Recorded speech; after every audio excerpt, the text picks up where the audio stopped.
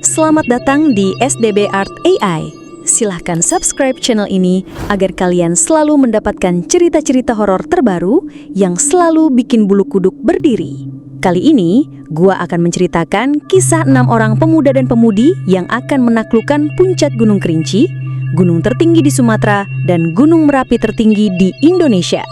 Jadi, siapkan mental kalian, dan cerita pun dimulai.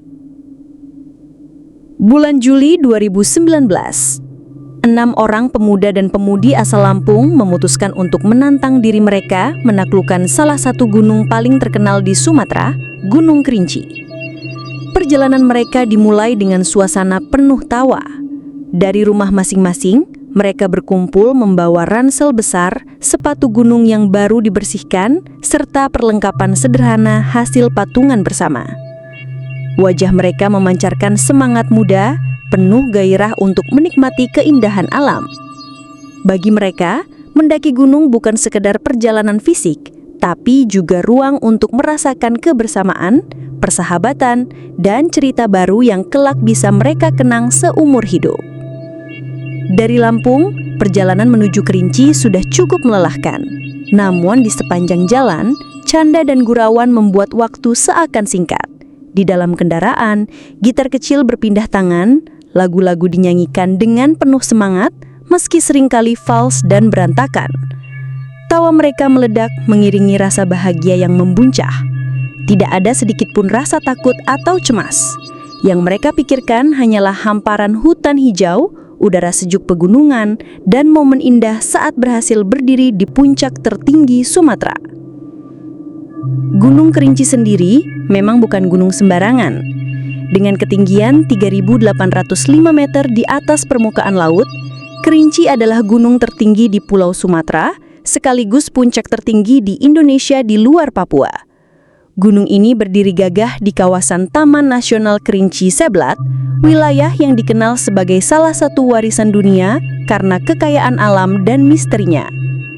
Dikelilingi hutan lebat, pepohonan raksasa dan habitat satwa langka seperti harimau Sumatera serta badak, Kerinci bukan hanya tempat wisata alam, tetapi juga menyimpan aura mistis yang sudah lama dipercaya oleh masyarakat sekitar.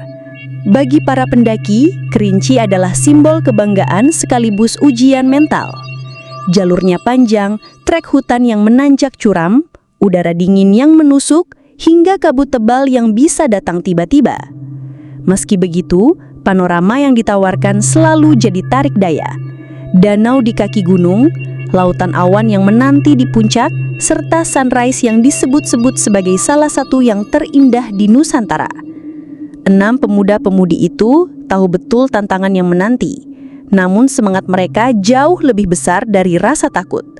Dengan hati riang, mereka meninggalkan rumah, keluarga, dan rutinitas harian.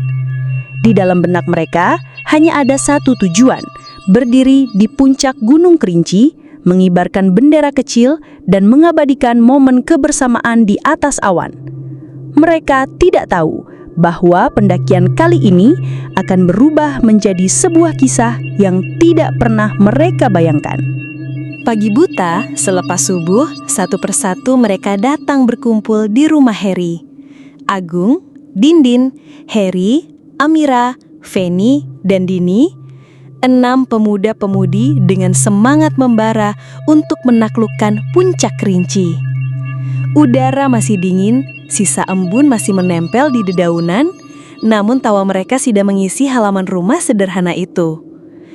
Perlengkapan pendakian ditumpuk di teras, tenda, sleeping bag, kompor kecil, perbekalan makanan, serta ransel-ransel besar yang tampak terlalu penuh.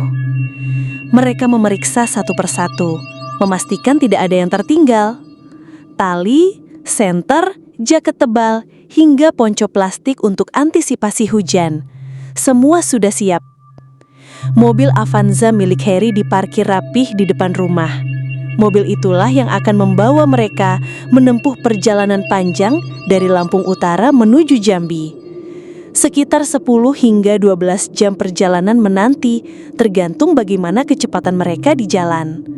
Dengan penuh semangat, mereka mulai meluncur.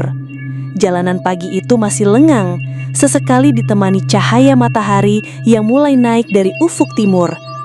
Musik diputar dari ponsel, kadang lagu melo, kadang lagu lawas yang bikin mereka teriak-teriak bareng. Suasana riuh, penuh canda, seakan perjalanan jauh itu hanyalah sebuah piknik singkat. Di tengah perjalanan, mereka sesekali berhenti, bukan untuk makan besar atau beristirahat lama, tapi sekadar mampir di rest area. Salah satunya karena Feni yang tidak tahan menahan pipis. Tawa mereka pecah setiap kali mobil terpaksa menepi hanya demi itu. Seakan lelah dan waktu panjang di jalan bisa cair begitu saja karena satu candaan konyol. Jam terus bergulir. Jalanan panjang dan pemandangan yang berganti dari perkotaan, pedesaan, hingga hutan-hutan di tepi jalan mereka lalui. Kadang Dindin yang cerewet ngoceh tiada henti. Kadang Amira nimbrung dengan cerita-cerita receh. Sementara Agung sesekali iseng mengerjai yang lain. Dini lebih banyak diam, tapi matanya berbinar menatap jalan panjang di depan. Akhirnya, setelah perjalanan berjam-jam, mereka tiba di Jambi. Tepatnya di rumah Paman Heri, seorang pria parubaya bernama Pak Bagas. Waktu sudah menunjukkan sekitar pukul 4 sore. Rumah itu sederhana namun hangat dengan aroma masakan yang menyeruak dari dapur. Kedatangan mereka disambut ramah oleh Pak Bagas, istrinya, serta anak-anaknya. Rasa lelah selama perjalanan panjang langsung terbayar oleh keramahan keluarga itu. Mereka disuguhi minuman hangat, lalu beristirahat sejenak sambil mengapas penat. Malam harinya seluruh keluarga berkumpul di ruang makan. Hidangan sederhana tersaji, nasi hangat, sayur, ikan goreng pedas yang menggoda. Suasana penuh tawa, cerita demi cerita mengalir dari mulut keenam pendaki muda itu. Mereka menceritakan rencana perjalanan esok hari, bercanda tentang siapa yang paling kuat menahan dingin, hingga taruhan kecil siapa yang bakal paling cepat kelelahan. Namun di sela kehangatan itu, Pak Bagas dan istrinya memberikan nasihat. Dengan suara tenang namun tegas, Pak Bagas berpesan, "Gunung Kerinci itu bukan gunung biasa. Jalannya panjang, udaranya dingin, dan seringkali orang merasa jalannya berputar. Kalau mendaki jangan pernah pisah-pisah. Ikuti jalur resmi dan jangan sembarangan ngongong di atas sana, karena alam itu punya penghuni." Istrinya menambahkan sambil menyendokkan nasi ke piring Amira, "Kalian masih muda, semangat boleh, tapi jangan lupa sopan. Gunung itu bukan sekadar tempat wisata, tapi juga rumah bagi banyak hal yang tidak bisa kita lihat." Suasana makan malam yang semula penuh tawa tiba-tiba berubah sedikit hening. Kata-kata itu seakan menjadi pengingat bahwa pendakian yang mereka rencanakan bukanlah sekadar perjalanan biasa. Ada sesuatu yang lebih besar menanti di sana. Malam itu, selepas makan, mereka bersiap tidur. Ransel sudah ditata, perlengkapan sudah siap. Esok pagi, langkah mereka akan menapaki jalur pendakian Gunung Kerinci. Pagi itu, suasana rumah Pak Bagas masih sepi. Hanya terdengar suara ayam berkokok dan lantunan azan subuh dari masjid kecil di ujung jalan. Setelah selesai menunaikan sholat subuh, keenam pendaki itu kembali berkumpul di ruang makan. Aroma nasi hangat, telur dadar, dan kopi hitam sederhana menambah semangat pagi mereka. Obrolan ringan dan tawa kecil mengiringi sarapan, seolah hari itu hanyalah awal dari sebuah piknik panjang. Selesai sarapan, mereka mulai bergerak. Ransel besar diangkat satu persatu, barang-barang perbekalan dimasukkan ke bagasi mobil Avanza milik Heri. Sleeping bag, tenda, logistik makanan, serta perlengkapan lainnya sudah tertata rapi. Sebelum berangkat, mereka semua berdiri di teras rumah. Dengan wajah serius, mereka menundukkan kepala, berdoa bersama memohon kelancaran perjalanan. Suara doa terdengar lirih diiringi angin pagi yang berhembus pelan. Tepat pukul 6, mereka berangkat. Pak Bagas dan istrinya melambaikan tangan, memberi restu penuh harap agar pendakian anak-anak muda itu berjalan aman. Perjalanan panjang pun dimulai.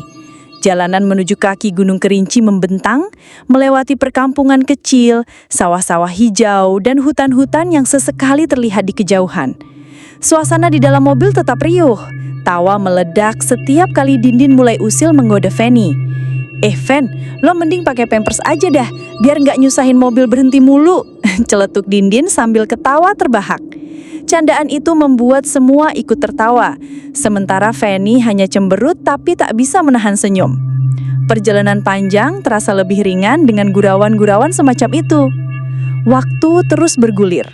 8 jam perjalanan ditempuh dengan sesekali berhenti untuk membeli camilan atau sekadar meluruskan kaki.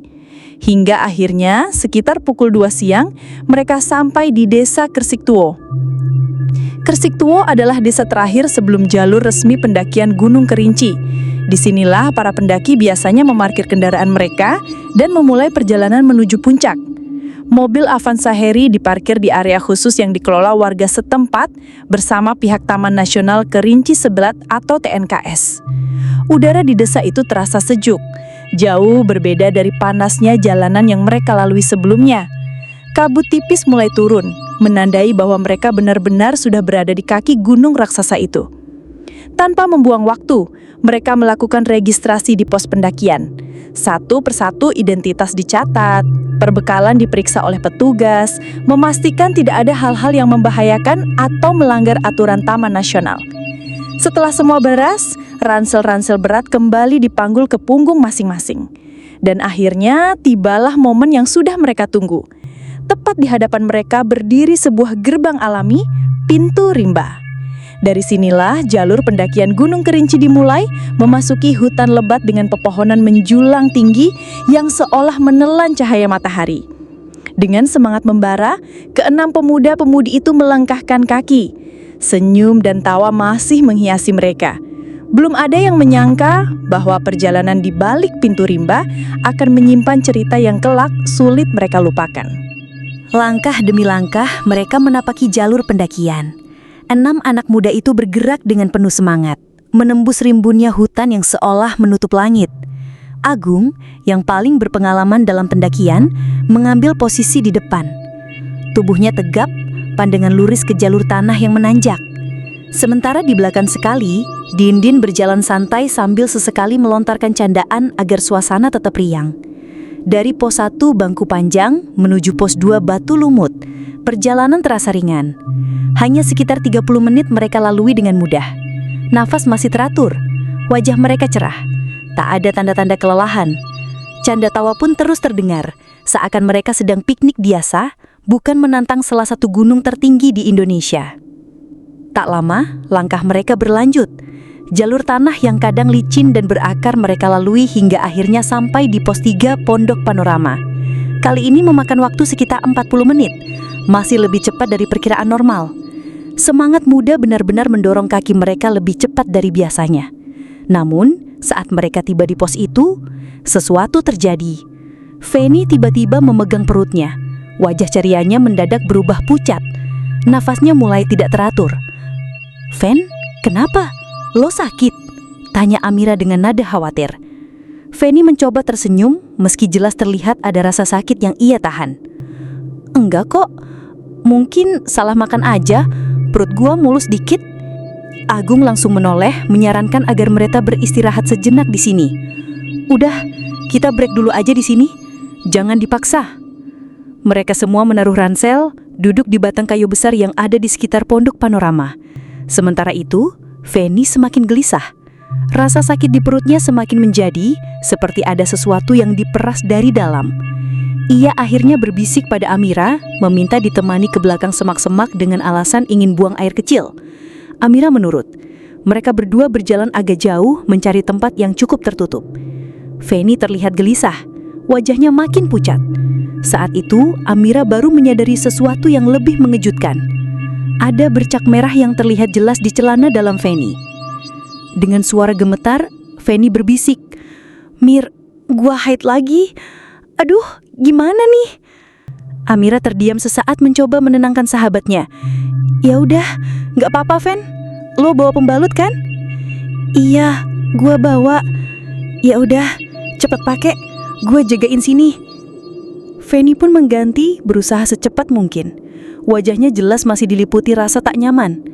Amira hanya bisa menatap dengan khawatir, tapi ia memilih untuk tidak menceritakan hal ini pada yang lain. Menurutnya, ini masalah pribadi Feni. Yang penting, sahabatnya bisa merasa lebih tenang untuk melanjutkan perjalanan. Beberapa menit kemudian, mereka kembali ke tempat teman-teman yang lain. Feni tersenyum tipis berusaha menutupi rasa sakitnya. Yang lain pun tidak banyak curiga, mengira ia hanya sedikit lelah. Setelah istirahat cukup, mereka kembali melanjutkan perjalanan. Jalur semakin menanjak, semakin licin. Dari pos 3 Pondok Panorama menuju shelter 1, butuh waktu sekitar 1 hingga 1,5 jam.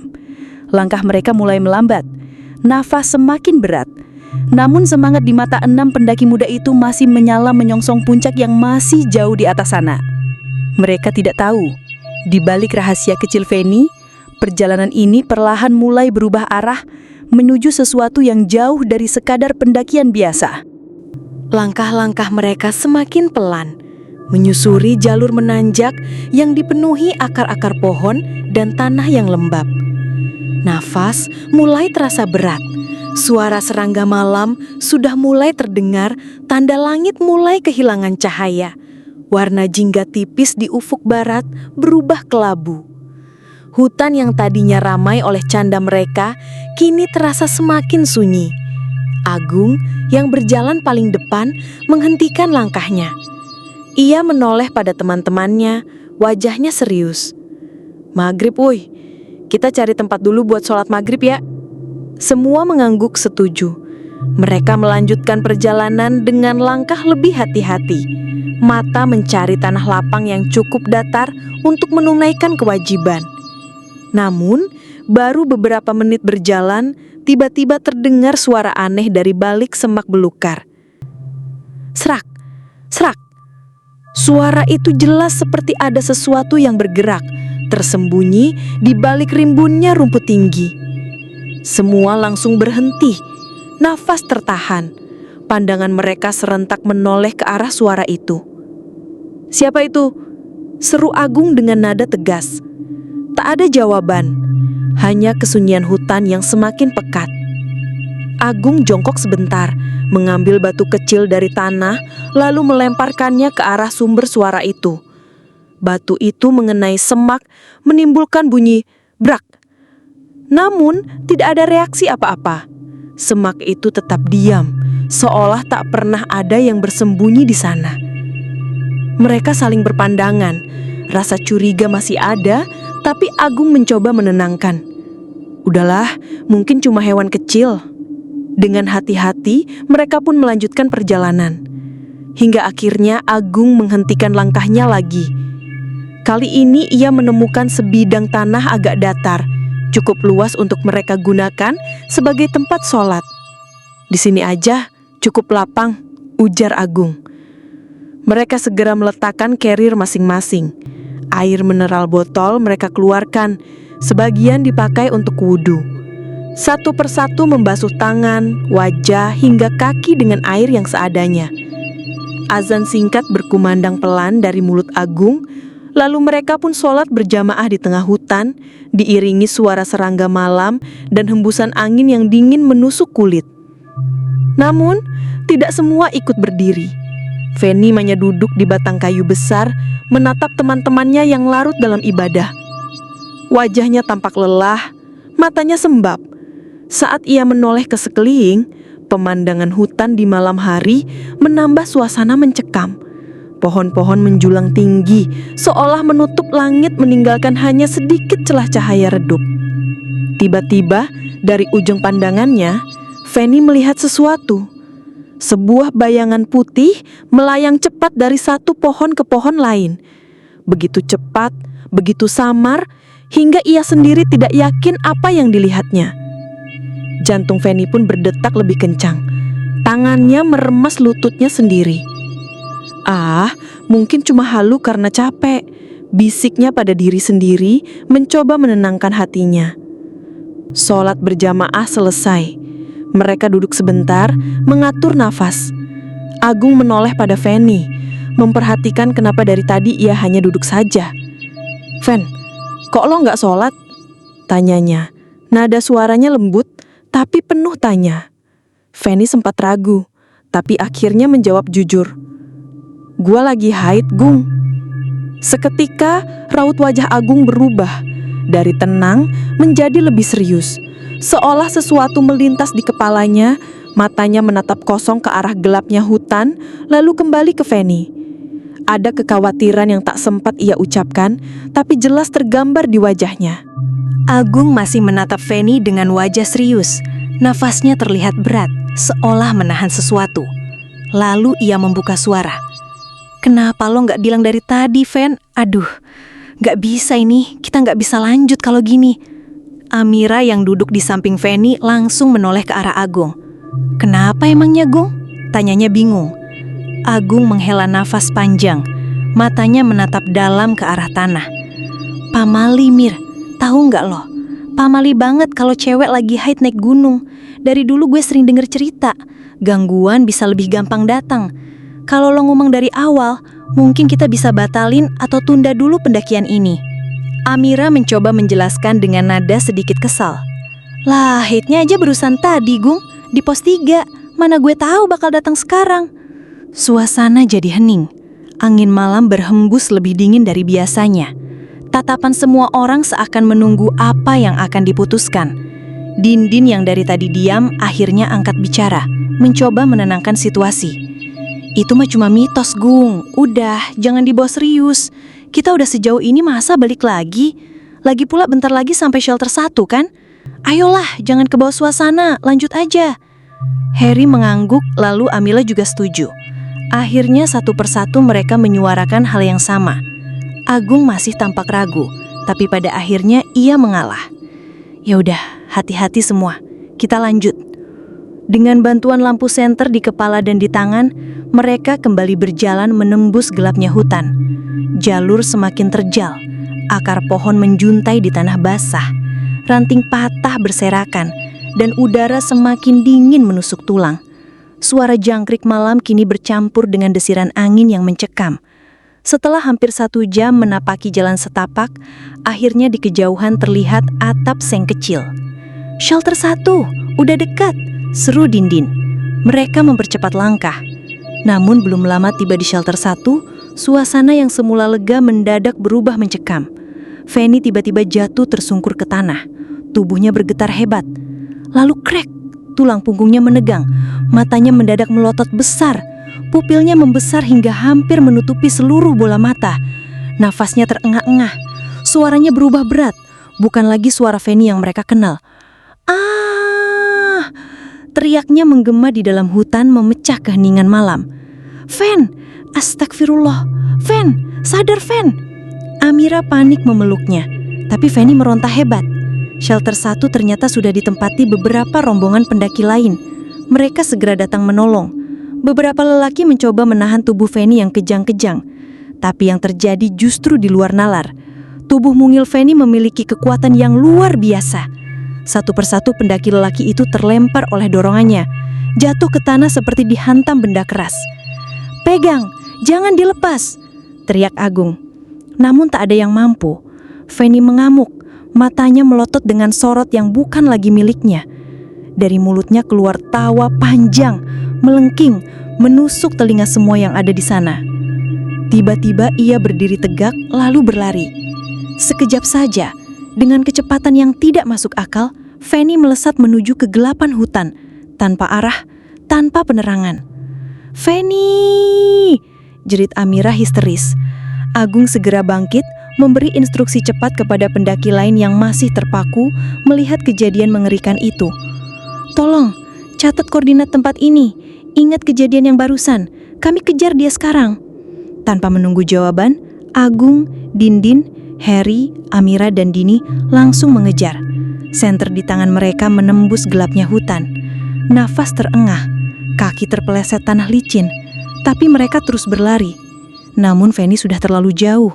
Suara langkah kakinya menghilang, tubuhnya tak terlihat lagi. Yang tersisa hanya gelapnya hutan kerinci yang semakin mencekam.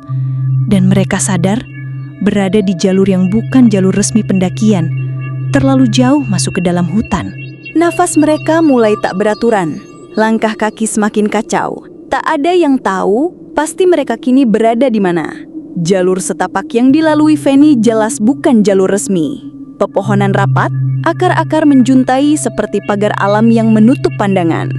Agung menghentikan langkah, mengangkat tangannya memberi kode. Stop! Stop dulu semua. Kita panik gini nggak bakal ketemu jalan keluar. Dini menoleh dengan wajah pucat. Terus gimana, Gung? Kita bahkan udah nggak lihat jalan masuk tadi. Agung mengusap wajahnya, menahan ketegangan. Kita harus balik ke shelter 1. Itu satu-satunya cara. Dari sana, kita bisa minta bantuan. Kalau kita maksain nyari Feni sendirian di hutan ini, bisa-bisa kita semua ikut hilang. Gua nggak mau kita jadi korban. Amira langsung melotot, suaranya meninggi. Terus gimana nasib Feni, Gung? Lu tega ninggalin dia sendirian di hutan ini? Dia teman kita, tahu nggak? Agung menunduk, suaranya lirih tapi tegas. Gue juga nggak tega, Mir. Gue juga takut mikirin dia. Tapi kita harus mikirin nyawa kita semua juga. Hutan ini bukan main-main. Satu salah langkah, tamat kita semua. Suasana makin panas. Semua terdiam. Hanya terdengar suara angin yang berhembus di sela pepohonan. Akhirnya, Dindin menepuk bahu Amira, mencoba menenangkan. Mir, kita nggak boleh sembrono. Gung benar. Balik dulu, minta bantuan. Biar ada yang lebih berpengalaman bantu kita nyari Feni. Harry dan Dini mengangguk setuju. Amira masih terlihat kesal, tapi pada akhirnya ia hanya menghela nafas panjang, menunduk, tak berkata apa-apa lagi. Mereka pun memutuskan untuk berbalik arah. Namun, saat baru beberapa langkah, suara itu terdengar. Tawa panjang, nyaring, menggema di antara pepohonan. Semua terdiam membeku. Suara itu, suara Feni. Namun kali ini bukan teriakan panik, bukan tangisan, melainkan tawa yang menyeramkan seolah mengejek mereka. Feni! Amira berbisik, matanya membesar. Dari kejauhan, di balik cahaya samar senter, terlihat sosok Feni. Tubuhnya tampak berdiri tenang, wajahnya pucat, senyumannya menyeringai. Dia melangkah pelan, sangat pelan, seakan-akan memang ingin mereka mengikutinya. Tanpa pikir panjang, Amira menjerit. Feni! Ia berlari secepat mungkin mengejar Feni. Mir! Jangan! Agung berteriak namun sudah terlambat. Refleks yang lain ikut berlari di belakang Amira.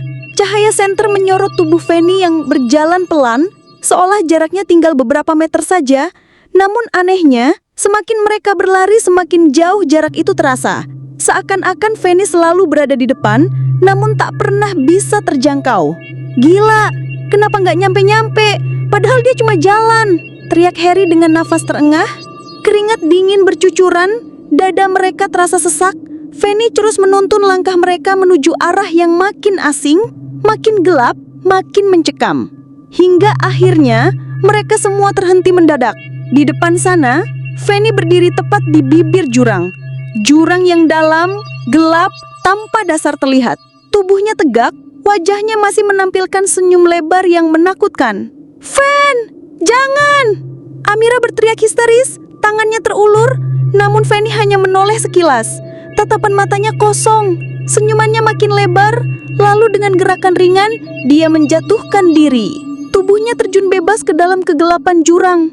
Suara teriakan Amira pecah menggema langsung di hutan kerinci. Sementara Agung, Dindin, Harry, dan Dini hanya bisa terpaku menatap kosong ke arah jurang yang kini telah menelan tubuh Feni.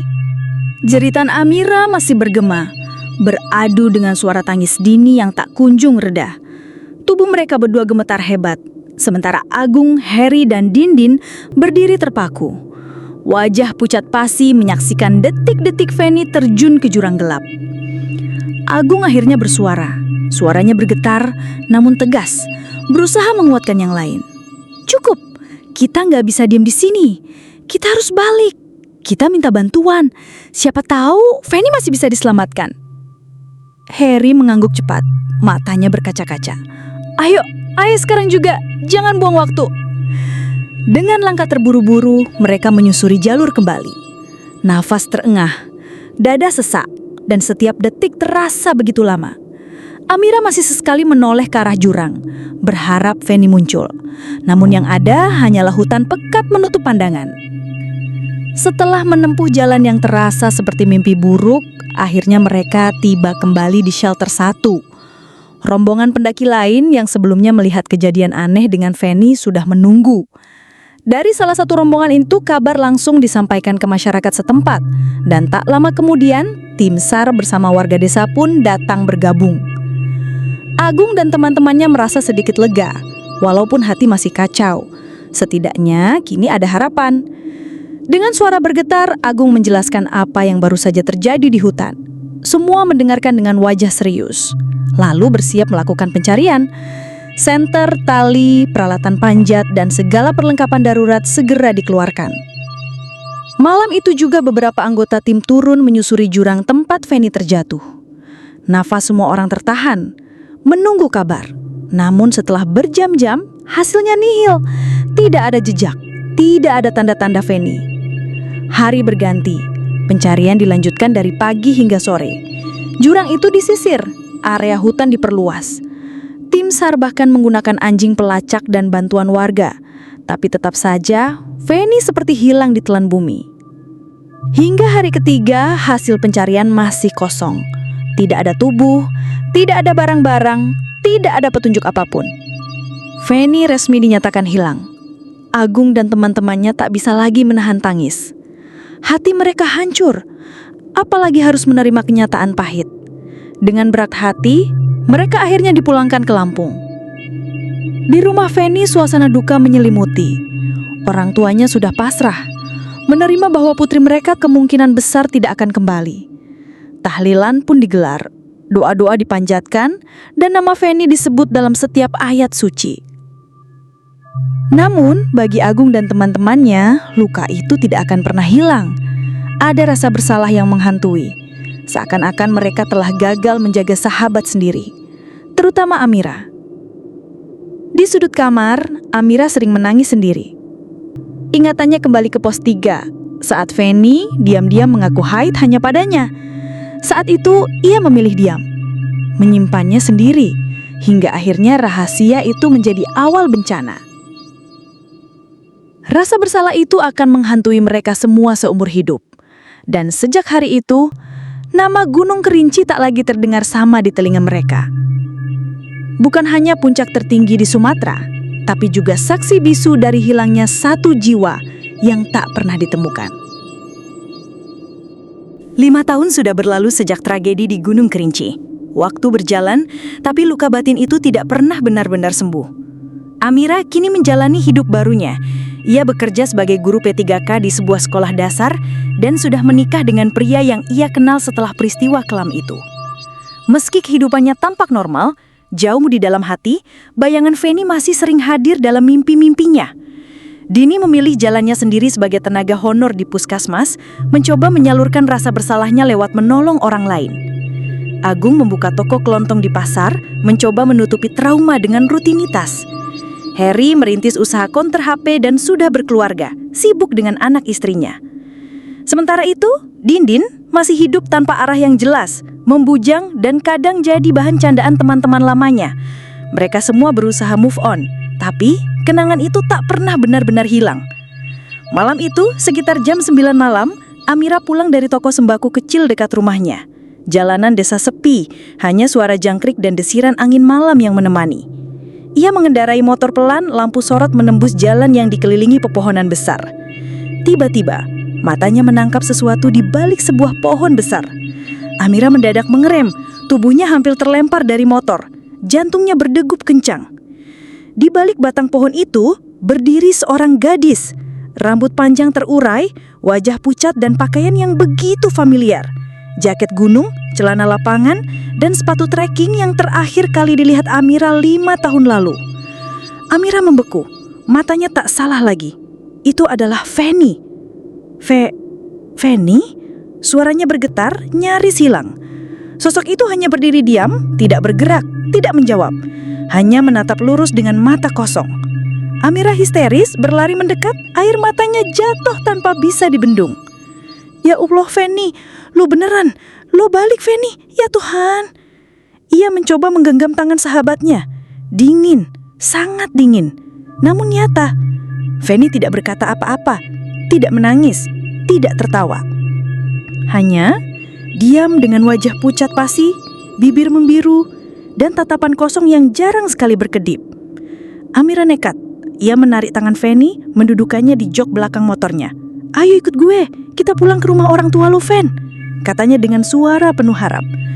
Motor melaju kencang. Sepanjang jalan, Amira terus menoleh ke belakang memastikan Fanny tidak hilang lagi. Sosok itu hanya duduk diam, seperti boneka yang dipaksa bergerak. Begitu sampai di rumah orang tua Fanny, suasana pun meledak. Teriakan, tangisan, histeria. Semua orang tidak percaya dengan apa yang mereka lihat. Fanny benar-benar kembali setelah 5 tahun hilang. Tapi, kebahagiaan itu bercampur dengan ketakutan. Sebab Fanny bukanlah Fanny yang dulu. Ia tidak bicara, ia tidak pernah menjawab pertanyaan siapapun. Ia hanya diam, duduk memeluk lutut, matanya kosong, menatap entah kemana. Sesekali, tanpa sebab, matanya berkedip sangat lambat seolah bukan manusia biasa. Dan malam itu, semua yang pernah mengenal Fanny sadar satu hal, yang kembali dari Gunung Kerinci mungkin bukan lagi Fanny yang sama. Seiring waktu, misteri itu makin menyesakkan hati. Satu hal yang membuat semua orang bingung adalah bagaimana mungkin Fanny bisa kembali ke Lampung setelah 5 tahun dinyatakan hilang di Gunung Kerinci. Tidak ada yang melihat, tidak ada yang tahu jalan pulangnya. Dan yang lebih mengerikan, tubuh serta wajah Fanny sama sekali tidak berubah, seolah waktu berhenti menempel pada dirinya. Usianya kini sudah menginjak 28 tahun, namun wajah pucat itu masih seperti saat ia hilang 5 tahun lalu. Fanny masih tetap sama, diam, bisu, tatapan kosong. Makan pun harus disuapi ibunya. Ia tidak pernah tertawa, tidak pernah bicara, tidak pernah menangis. Hanya sesekali matanya berkedip lambat, membuat bulu kuduk siapa saja berdiri jika menatapnya terlalu lama. Keluarganya sudah berulang kali berusaha mencari jalan keluar. Dibawa ke rumah sakit, ke psikolog, ke ustadz, bahkan ke dukun dari berbagai daerah. Tapi hasilnya tetap sama. Fanny hanya duduk, diam, seperti hidup di dunia yang berbeda. Dan sampai Agustus 2025 ini, keadaan itu tidak pernah berubah. Fanny tetap menjadi misteri hidup yang tidak bisa dijelaskan. Kisah ini menjadi pengingat bagi kita semua, bahwa alam, khususnya gunung, bukan hanya sekedar tempat wisata. Ada hal-hal yang tidak kasat mata, ada aturan yang tak tertulis, ada larangan yang mungkin dianggap mitos, tapi sebenarnya punya makna dalam. Ketika kita mendaki gunung, jangan hanya menyiapkan fisik dan peralatan, siapkan juga hati dan niat. Hormati tempat itu, jaga ucapan, jaga sikap, dan jangan sekali-kali meremehkan wejangan orang tua atau penduduk sekitar. Gunung bukan hanya sekedar alam liar, gunung adalah rumah bagi makhluk lain yang juga berhak dihormati. Semoga kisah Fanny ini menjadi pelajaran agar kita selalu rendah hati dan berhati-hati, kapanpun dan dimanapun kita berada. SDB Art AI undur diri.